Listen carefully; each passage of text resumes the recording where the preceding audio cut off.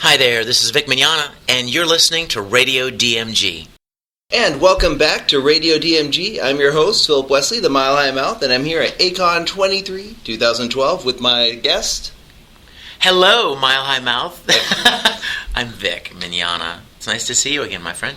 And nice to see you, too. I love your name, Mile High Mouth. That's very cool. I actually went ahead and got the URL for that, the Mile High Mouth. It takes you directly to Radio DMG. I love it. Mm-hmm. So, who are you and what do you do, just in case, people forgot? Well, I'm an anime and video game voice actor. I've been doing it for, 13 or 14 years, I think, and I have done over 200 different series and video games, and I also do a lot of music professionally, and that's who I am and what I do. What voice acting particular roles are you most famous for, really? Well, I would guess probably without question one of the most well-known shows is Full Metal Alchemist. I play Edward Elric in Full Metal. But then, of course, there's Broly in Bleach, and there's there's Broly in Dragon Ball Z, and I just created a new show there. And then there's Ikaku in Bleach, and Berter in Dragon Ball Z, and then there's still 4 or 5 characters in Naruto that I play, Obito and Nagato and a few others. Kakaishi, which is on Cartoon Network right before Full Metal, I think I play Yoshimori in that. Tamaki in Ouran High School Host Club, Dark Indian Angel, Phi in Tsubasa, Zero in Vampire Knight, a pretty large number of shows.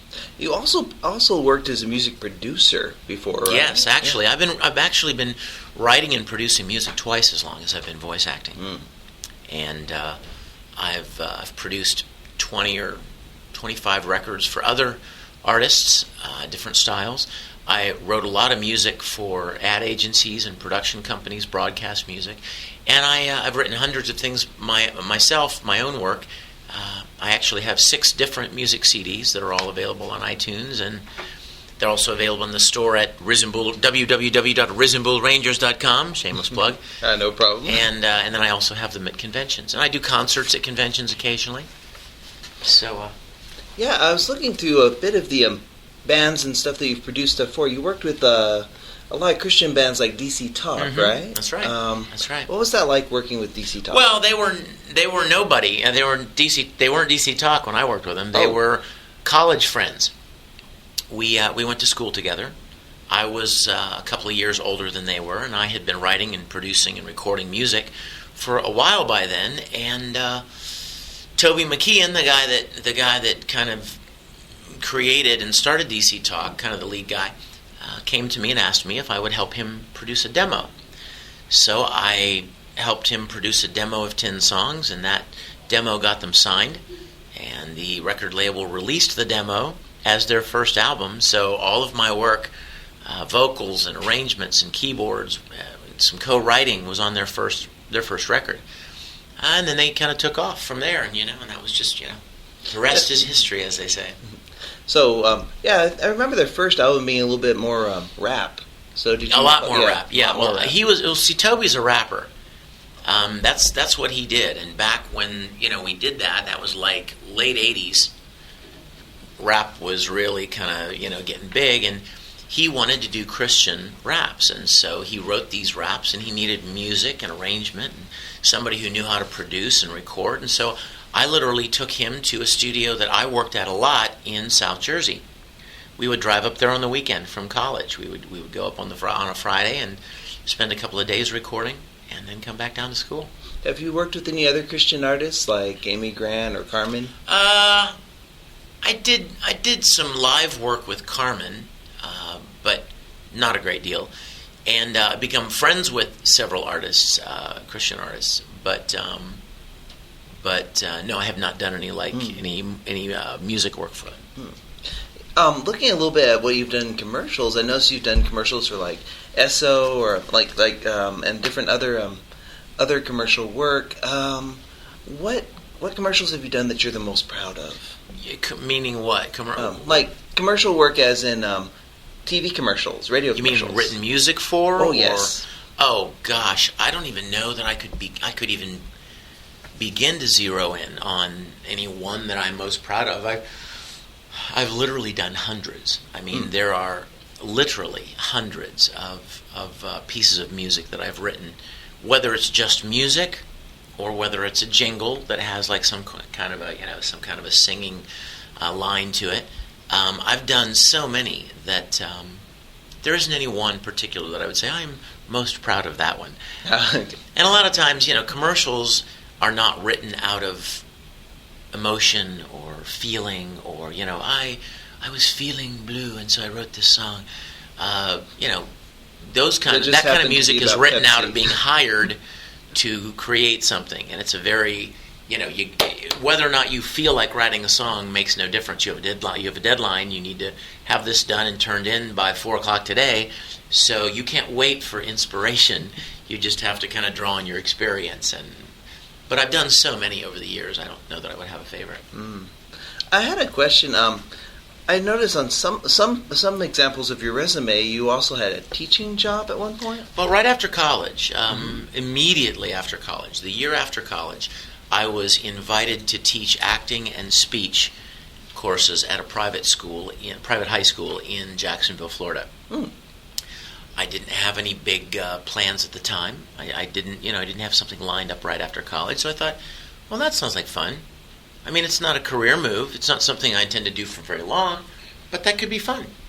So I went down there for a year and taught at the high school and worked with the football team and had a good time. But at the end of the year, I was ready to be done with that. That was like I said, that was not something I wanted to do for very long. Oh yeah. So it just wasn't your calling. Right. Yeah. So, it wasn't something I ever intended to do for any long period of time.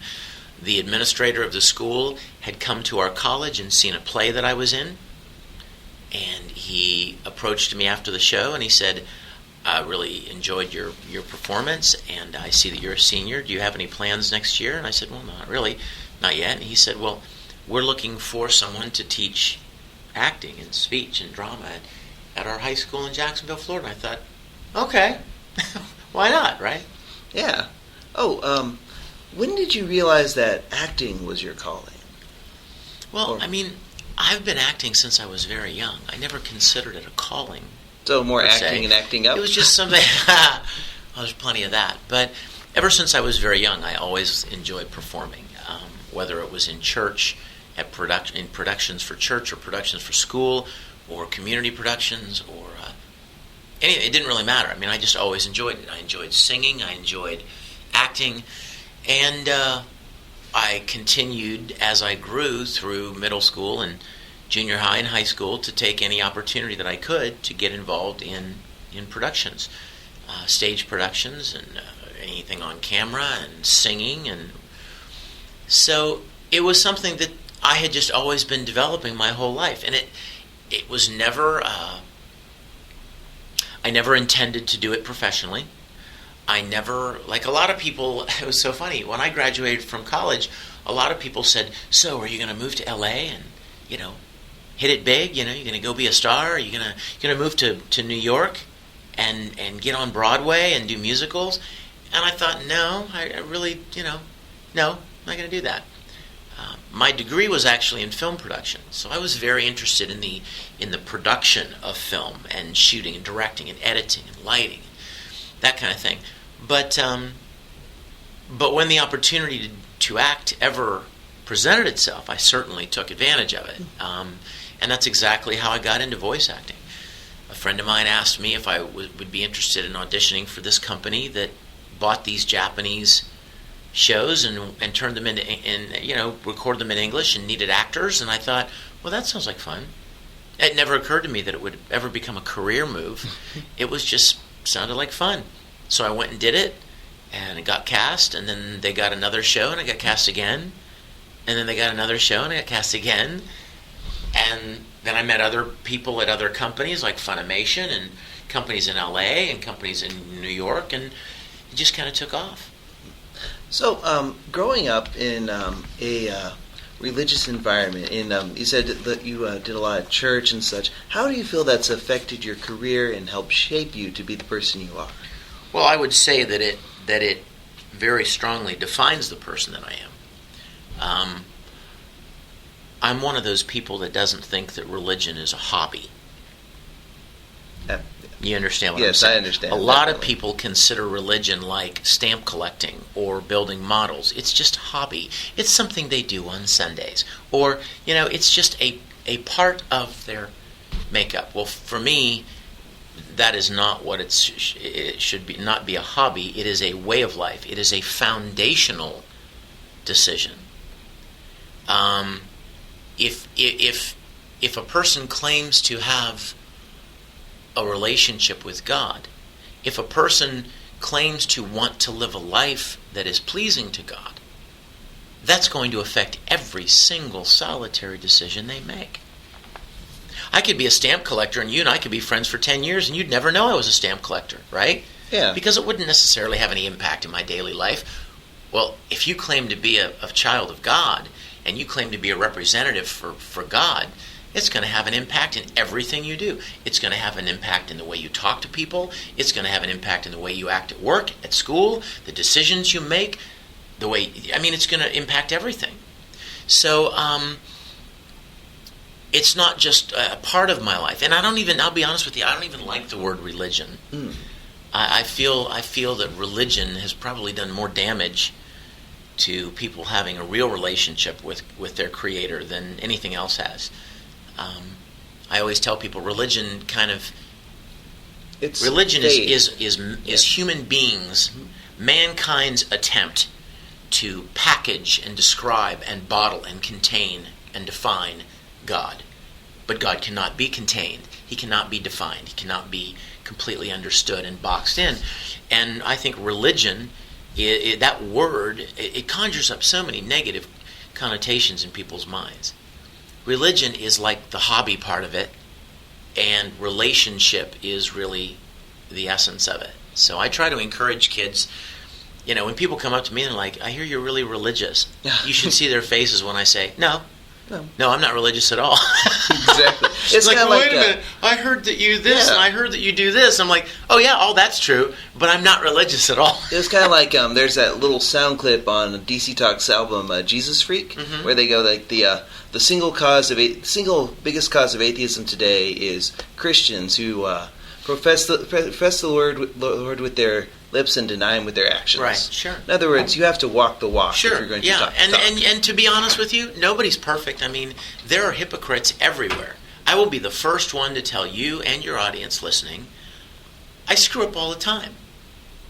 That doesn't mean that I don't have a goal, though. That doesn't mean that I don't aspire to be what God wants me to be. I mess up all the time.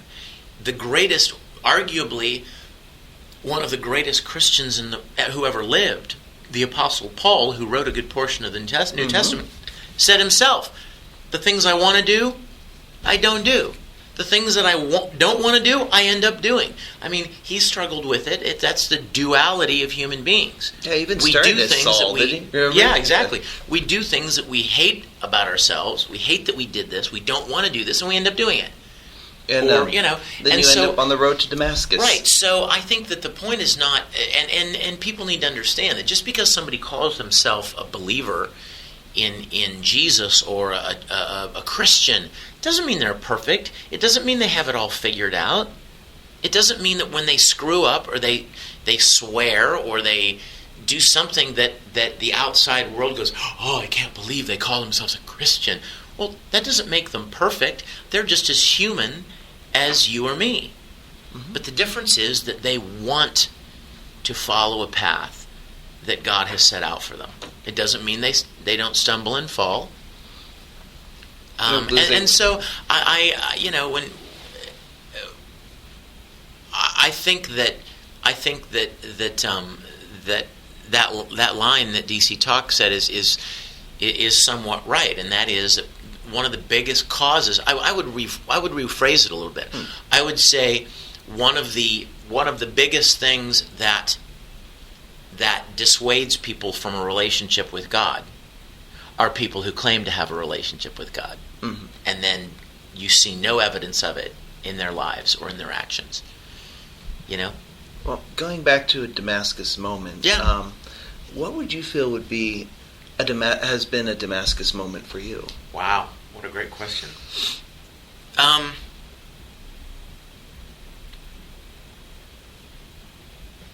Goodness gracious. I would have to say, and this is rather personal, but I mean I have to tell the truth, and that is, I went through a really painful divorce 11 or 12 years ago. It was not something I wanted, but at that moment I was leading music at my church.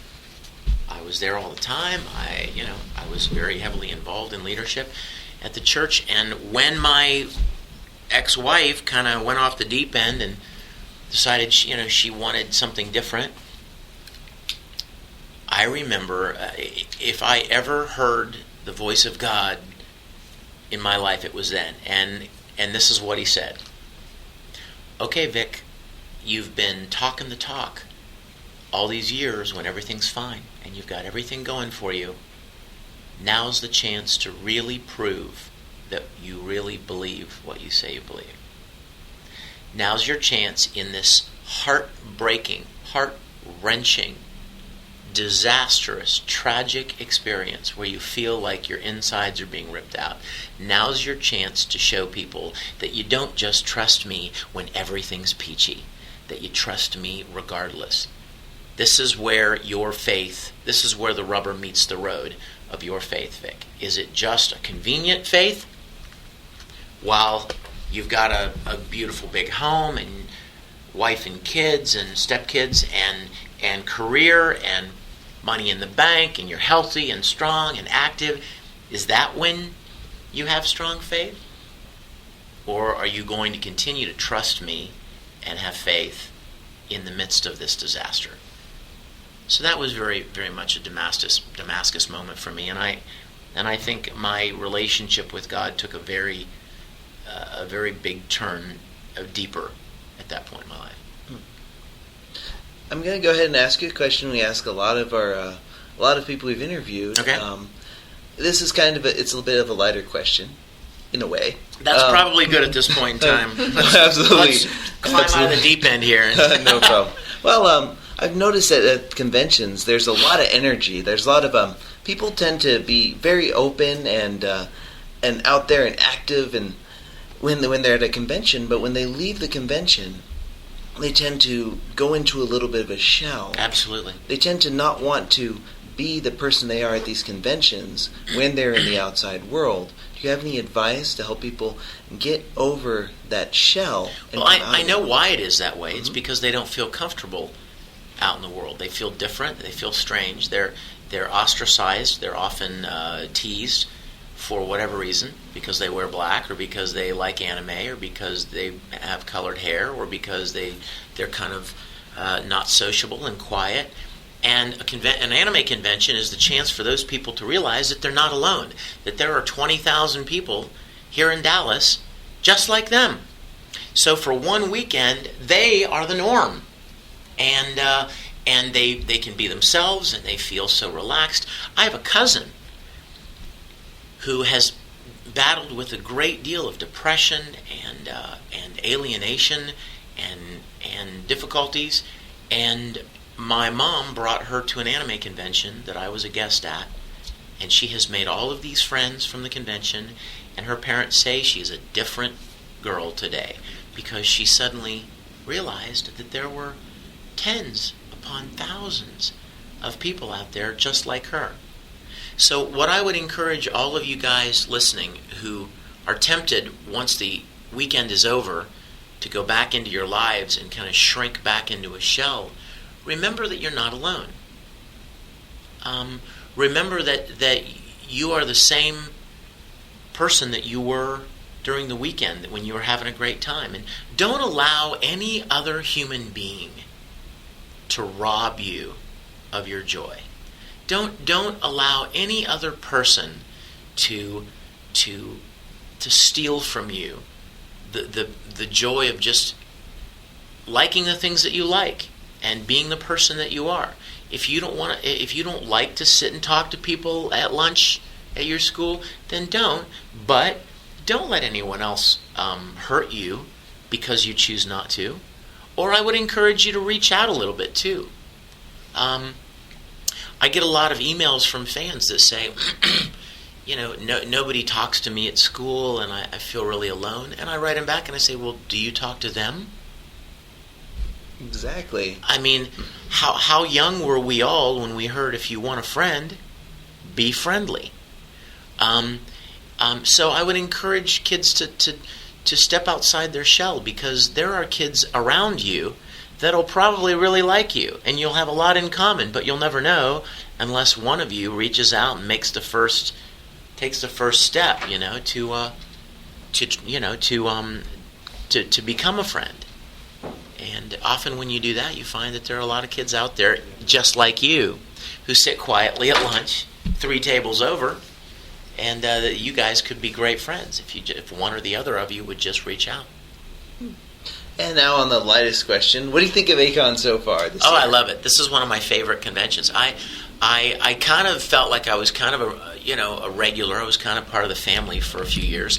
And then 2 years went by when I think it was 2 years went by where I got invited to other conventions before A-Kon contacted me. And I didn't really know. I mean, I couldn't really tell this other convention, well, wait for a minute. That kind of makes them feel bad. Hold off for just 1 minute. Let me wait and see if I'm going to get invited to another event that weekend. That makes them feel kind of like second rate. So the last 2 years I've been at other events this weekend, but A-Kon contacted me last year and they said, okay. In fact, they contacted me to come last year as a guest, and I was already committed. And they said, okay, well, let's put you down right now for 2012. So I'm very glad to be back. I'm very, very welcome happy home. Thank you. Thank you.